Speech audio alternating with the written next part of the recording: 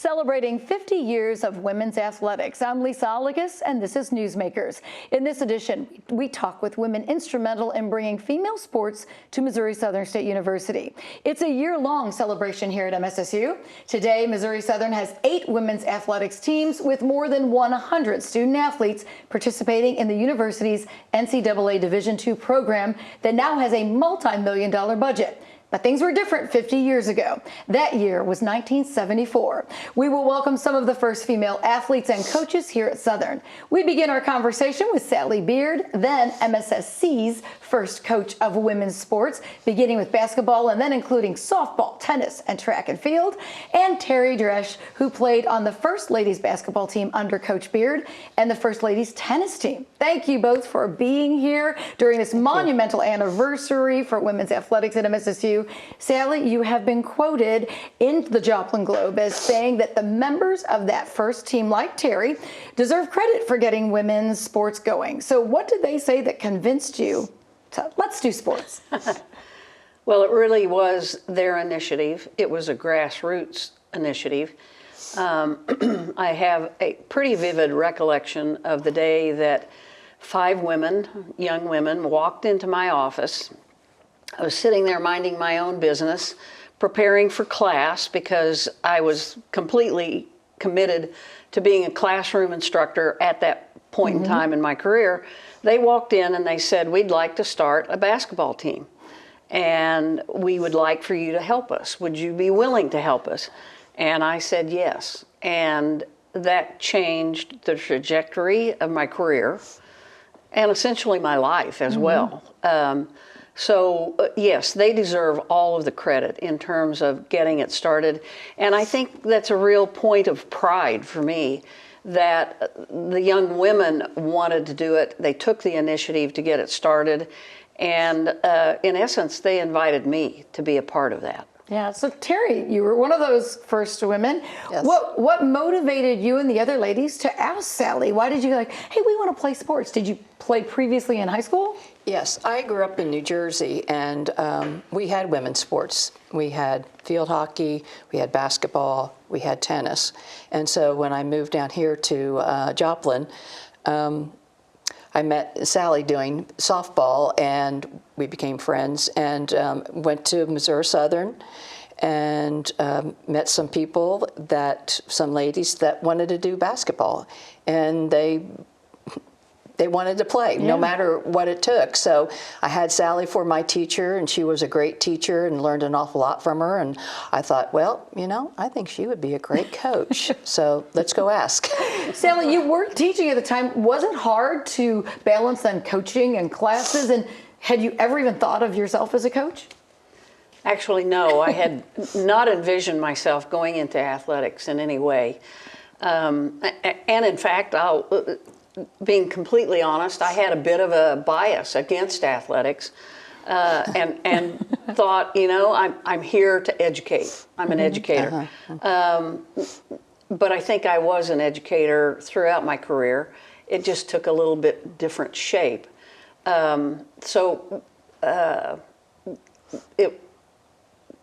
It was things came together and coalesced the right time, in the right time. Yeah, I mean, the year was 1974. Were you breaking barriers that still existed nationwide? I mean, did other schools, even in this area, have teams already? No, there really weren't any teams in the area. I think the group that we played against, our opponents, all kind of started that year. And we played anybody we could really find. We played junior colleges. We played against Crowder, Cotty College, Pitt State, which was PSU at the time, or KSU at the time, and Drury. I think it took about 2 years after the initiation of Title IX, which was 1972. It took universities a couple of years to kind of gear up for it. And I think Missouri Southern's campus and administration was ready for that to happen. Yeah. I mean, you started out with a very small budget I saw it mentioned like $2,000. What was it like getting a team started for the women? Organic comes to mind. The girls recruited their own team, and we practiced at 6 o'clock in the morning because that was really the only gym time that was available. And you know, yes, there were barriers that we were breaking, but I don't really think we thought anything of that. It's just an opportunity. The girls that participated were just really in a state of joy and appreciation and gratitude for finally having the opportunity to participate in athletics. Yeah. And one actually hopes that that is how sports should be, the love of the game and playing and enjoying it rather than the pressure of always doing well and enjoying your teammates. Some of them, though, Terry, did not necessarily have the experience you had, right? So some of them were starting from scratch? Yes. And I think Juanita Elbrader, I think she played a little bit, but the rest of our teams, teammates, they had never played before. Wow. But they just wanted that opportunity. They wanted that, you know, just being a part of a team and do something, you know, that nobody else has been doing. You did, considering that, you did quite well for that first season. You were like 9-2. So what do you attribute to that? I mean, a lot of practice and learning even the fundamentals? Well, they were sponges, first of all. And yes, Terry and Juanita both had some experience, and that was invaluable to the experience that we had. But we literally started out teaching how to do the 3-man weave, how to do a layup, and I do really mean we had to learn, some of the girls had to learn how to do a layup. And that's kind of unbelievable at this point in time that would be the case, but it was certainly true.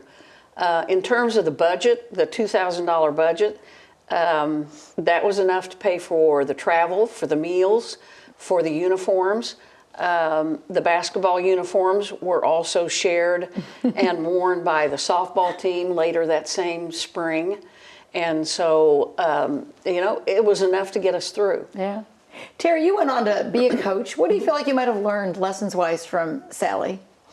Well, she taught me an awful lot about patience and just taking an interest in my teammates. I mean, my players and stuff, and just being patient and just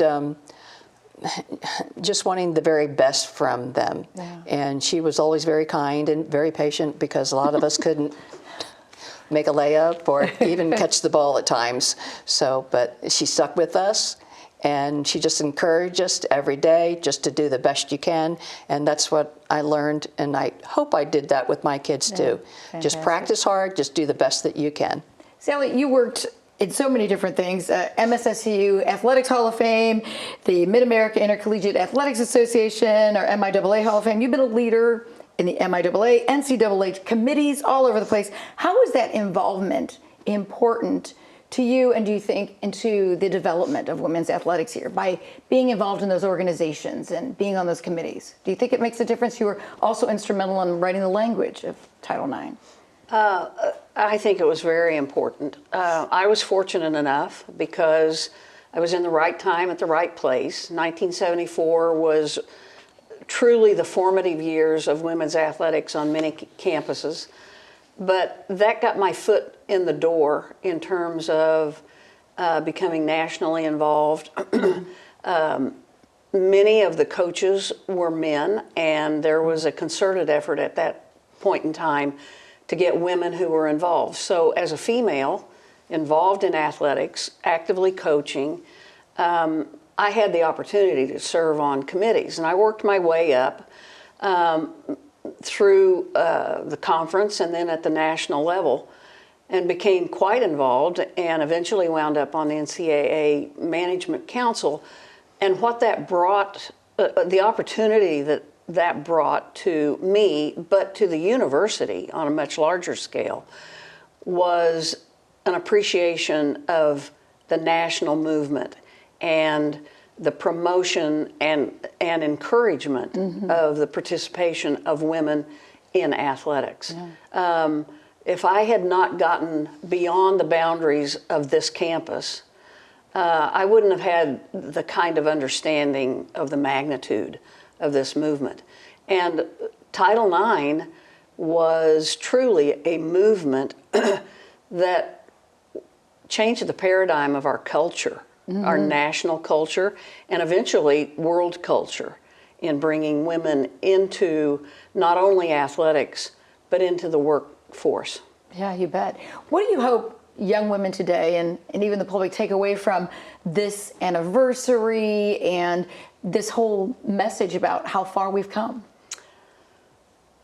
Well, I hope what they appreciate is the significance of the opportunities that they have been given. And yes, it's one thing for them to have the opportunity to participate in athletics, but that really is only the tip of the iceberg. The Title IX Act actually changed our culture and made it opened so many doors at so many different levels, professional levels. And today we've got female pilots, we've got female doctors, we've got women in the workforce that 50 years ago you just didn't see. So Title IX is much bigger than athletics. Well, thank you both for all you did for it, and thank you for sharing all your information about this anniversary. Thank you. Thank you for having us. We're going to take a break, and when we come back, we will visit with an MIAA Hall of Fame coach who led MSSU to 7 cross-country championships and MIAA wins as well, Patty Vavra, and softball coach Pat Lapiro, whose 1992 team made Lions history.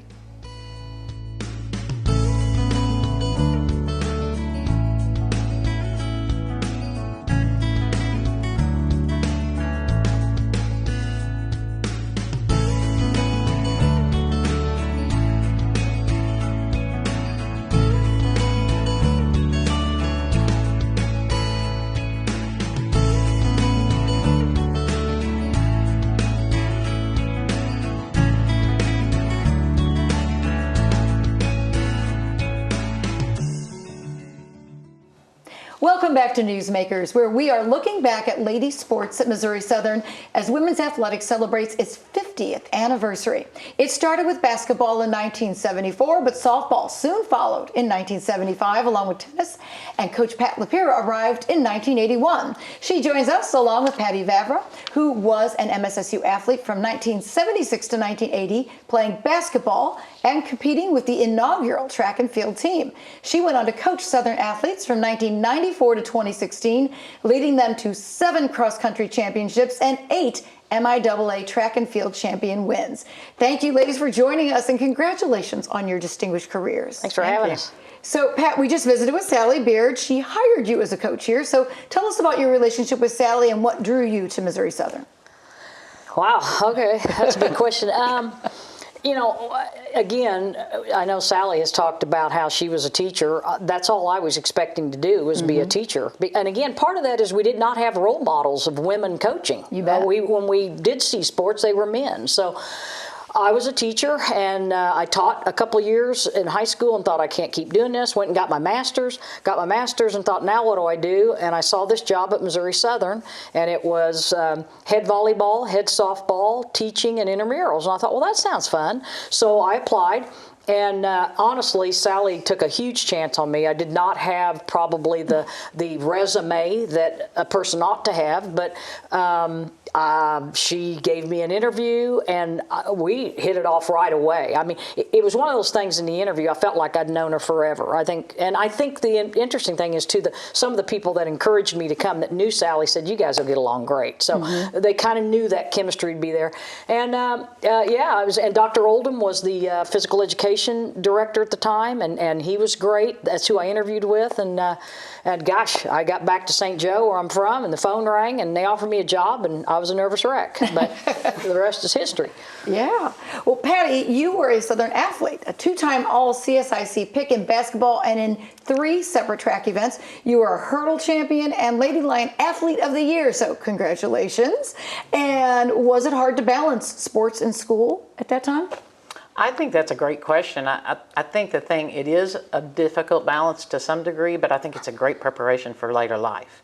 I don't think sometimes when we come into college we realize that when we're really grown up and go into a real workforce that there's the demands well above that. So I think, yeah, it was just a great preparation for later on. You also became a coach. So how did the program change and develop from the time you were an athlete to when you became a coach? Pretty significant ways. I think the ones that we see the most are everything from budget, which affects everything from how you travel to how many uniforms, or if your uniforms have your name on them, or if you're sharing your uniform with the volleyball team, to scholarship money, which the great thing was once the scholarship money became more available, we also saw that there were more women participating in athletics from the time right now that they could be participating from the time they're a child, and definitely through junior high, middle school, and high school. So the quality of the athletes that you're recruiting became much better also. But when you think about facilities, at the time we had Young Gymnasium.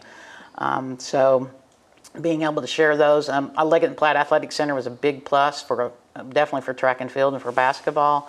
No softball field on campus at the time when Pat would have come here. Facilities definitely also. Coaching staffs definitely increased, where we may have had Sally coaching everything to now we have not only a head coach of a sport, but an assistant or more, maybe 2 assistants. So how did you mentioned that there was no softball field. So where did you go for practices? And did you also, even all during that time, feel like you were competing with the men for use of space, use of gyms? We didn't have a softball field, I guess, my first 3 seasons, 4 maybe. So we used mainly Ewart. The first thing I had to buy when I got here was a truck, so I could haul all the equipment. I had to haul pitching machines and all kinds of stuff. But Ewart was primarily it. But I remember we some at Webb City, and so that was interesting. To be truthful with you, we were fortunate in Joplin because it didn't get as cold and snowy, but we did have to use, Young Jim was it. And I will sort of shout out Warren Turner and he was the baseball coach, I was the softball coach, and he was great. I mean, a lot of baseball, softball coaches did not get along in those days because they wanted the same things. Warren would say, Patricia, you can have it. Well, so really, Warren was great to work with, I will say. That's awesome. So you both had some experience as coaches working with Sally Beard. What do you feel like you might have learned from Sally? I mean, she's this great example if she's coached at all. What kind of lessons did you learn from her, and did it influence you as coaches? Honestly, I've known Sally for almost 50 years probably, because I started playing on a softball team when I was a freshman in high school, and she was just fresh out of college. So I always joke that she had to drive me to the softball tournaments because I couldn't drive yet. But what I saw in all 50 of those years is somebody that was pretty demanding and held you to a standard, but at the same time very compassionate and very helpful. And to see her go to the realms of the NCAA and the conference, you saw a leadership opportunity there that maybe you wouldn't have seen, or a role model and an example of great leadership. So I've known her as a friend, a coach, and as a boss. So in every role, I think she's been, you can't mention Missouri Southern Women's Athletics without Sally Beard's name in there. Yeah. And I never had Sally as a coach, but, Sally was my boss, and I, as a coach, I coached 19 years, and that's the other thing. If she wasn't a great leader, I wouldn't have stayed here that long. Most people don't have that long a career at one place. I was here 34 years, but after my 19 years of coaching, I became the department chair for kinesiology. So many of her leadership skills, I was able to tap into, and even beyond that, I became the provost, vice president of academic affairs. So, her leadership style, I was able to tap into when I became in that position. Yeah. Patty, you mentioned, the progress and the changes. I had a niece who they coached at the collegiate level, and they were so excited when the girls finally got a better bus. What were some of the struggles that come with female athletes in your sports program that they might not really appreciate now that you guys had to go, hey, let's get to this next point? Yeah, I think we've mentioned some of them. I've driven a lot of buses, vans, and at the same time, I think every sport and has a little bit different challenge, but the challenge is really to be able to fit within the means of, a lot more travel than there was at that point in time. Like I said, everything within the scope of uniforms and all the budgets that you're staying within, but being able to just try to give the best opportunity you can to the student athletes that you're coaching. But I think at Southern we were actually pretty unfortunate and I think a lot, again, that may have to do with Sally. We're pretty fortunate that our budgets were within means of us to do a lot of the things that were necessary for our athletes to succeed. Yeah, and they did succeed. You both had many winning seasons.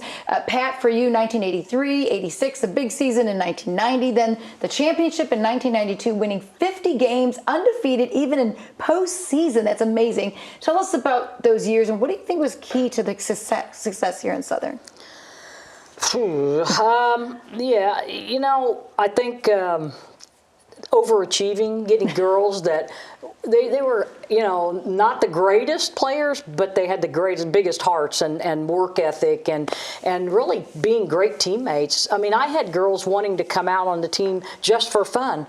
And you don't see that today, where they're content with, warming up a pitcher, or they all felt. I think the key was letting all of them know your role is important. I don't care what it is; it's critical for us to go on. And so, very fortunate to have girls that had fun. They had a lot of fun, and they like to win. That's the two words I use all the time, and it's true. Yeah. It's winning's fun, and it's fun to win, and there you have it. Patty, you had some big wins. We mentioned cross country and 8 MIAA championship wins. One of your athletes, Jessica Selby-Tallman, credited you with creating a personal relationship. How important was that? Definitely important. I think the relationships not only with us as coaches with the athletes, but with the athletes with each other is the lasting importance of collegiate athletics, or at least one of them. Hopefully, we're giving them a great education too. But I think to be able to develop, as Pat said, getting those student athletes that were pretty good high school athletes that developed into outstanding collegians. And I think that's the fun part for us and for them. So you're all getting together. There were reunion events all year, and there's a big one coming up. So it's in January. There's a game as well. Pat, tell us about the event that's planned. Yeah, I think it's critical to talk about this. We did have homecoming, and we had the Hall of Fame weekends, and those are past, but that was great seeing the first teams come back. January 24th and 25th is huge for us. We're trying to get as many athletes that played for the 50 years to come back. The 24th, that evening on Friday, we're going to have a kind of a reception. We're going to have a brunch on Saturday morning, and at that brunch, we'll also invite all the current female athletes, which is really neat because they can then mingle with females that played before them.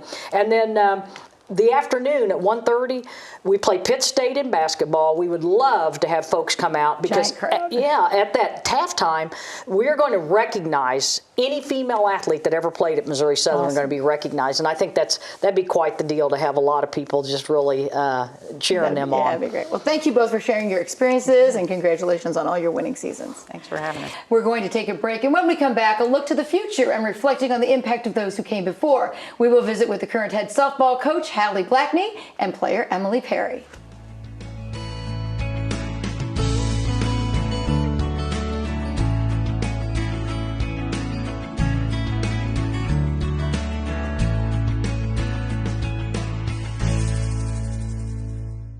Welcome back to Newsmakers, where we are talking about the 50th anniversary of women's sports at MSSU.